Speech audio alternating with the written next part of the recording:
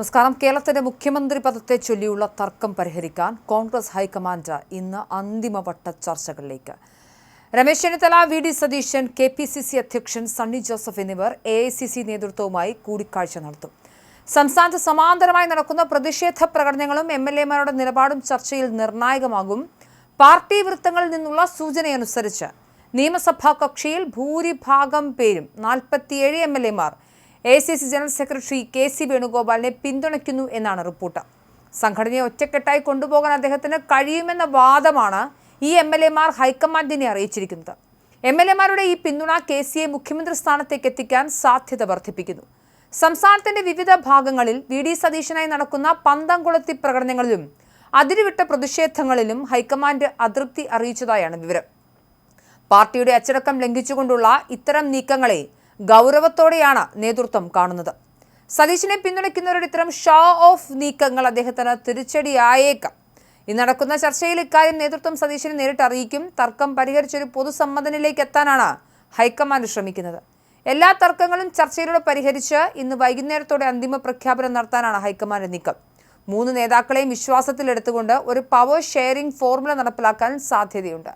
മുഖ്യമന്ത്രി പദത്തിനൊപ്പം നിർണായകമായ വകുപ്പുകളും ഗ്രൂപ്പ് സമവാക്യങ്ങളും പാലിച്ച് വീതം വയ്ക്കുന്നതിലൂടെ പ്രതിഷേധം തണുപ്പിക്കാമെന്ന് ഡൽഹി നേതൃത്വം കരുതുന്നുണ്ട്. വൈകുന്നേരത്തോടെ ഡൽഹിയിലെ AICC ആസ്ഥാനത്ത് നിന്നും മുഖ്യമന്ത്രിയുടെ പേര് പുറത്തു വരുമ്പോൾ അത് കേരളത്തിലെ കോൺഗ്രസിന്റെ ഭാവിയെ സംബന്ധിച്ചിടത്തോളം അതിനിർണായകമായ ഒന്നായിരിക്കും. രമേശ് ചെന്നിത്തലയും മുതിർന്ന നേതാവ് എന്ന നിലയിൽ പരിഗണിക്കപ്പെടണമെന്ന നിലപാടിൽ ഉറച്ചു നിൽക്കുന്നു. വി.ഡി. സതീശനാകട്ടെ ജനവികാരവും തന്റെ നേതൃത്വത്തിലുള്ള തെരഞ്ഞെടുപ്പ് വിജയവും ഉയർത്തിക്കാട്ടുന്നു. സംഘടനയുടെ കരുത്തും ഭൂരിഭാഗം MLA-മാരുടെ പിന്തുണയും KCക്ക് കരുത്താണ്. KC വേണുഗോപാലിന്റെ പേര് ഹൈക്കമാൻഡ് നിർദ്ദേശിച്ചാൽ വി.ഡി. സതീശൻ അതിനെ ഏത് രീതിയിൽ നേരിടും എന്നതാണ് ഇപ്പോൾ രാഷ്ട്രീയ കേരളം ഉറ്റുനോക്കുന്നത്. വൈകുന്നേരത്തോടെ ഡൽഹിയിൽ നിന്നും വെളുത്ത പുക ഉയരുമെന്നും കേരളത്തിന്റെ മുഖ്യമന്ത്രിയെ പ്രഖ്യാപിക്കുമെന്നാണ് അണികൾ പ്രതീക്ഷിക്കുന്നത്. കേരളത്തിന്റെ ഭരണസാരഥി ആരാകാമെന്ന കാര്യത്തിൽ ഡൽഹിയിലെ AICC ആസ്ഥാനത്ത് അന്തിമവട്ട ചർച്ചകൾ മുറുകുമ്പോൾ രാഷ്ട്രീയ കേരളം ശ്വാസമടക്കി പിടിച്ചു നിൽക്കുകയാണ്. വൻ ഭൂരിപക്ഷത്തോടെ അധികാരത്തിലേറിയ കോൺഗ്രസിൽ മുഖ്യമന്ത്രി പദത്തിനായി 3 പ്രമുഖ നേതാക്കൾ രംഗത്ത് വന്നതോടെയാണ് ഹൈക്കമാൻഡിന്റെ നിലപാട് കടുപ്പമായത്.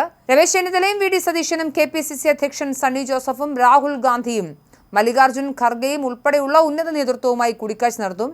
ഈ ചർച്ചകൾ ഉരുത്തിരിയുന്ന തീരുമാനമാകും കേരളത്തിന്റെ അടുത്ത 5 വർഷത്തെ രാഷ്ട്രീയഗതി നിശ്ചയിക്കുക.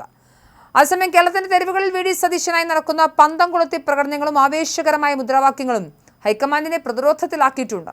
പട നയിച്ചവൻ നാട് നയിക്കട്ടെ എന്ന മുദ്രാവാക്യവുമായി സതീശൻ അനുകൂലികൾ രംഗത്തിറങ്ങുന്നത് പാർട്ടി അച്ചടക്കത്തിന് വിരുദ്ധமான നിലപാടിലാണ് ഒരു വിഭാഗം മുതിർന്ന നേതാക്കൾ.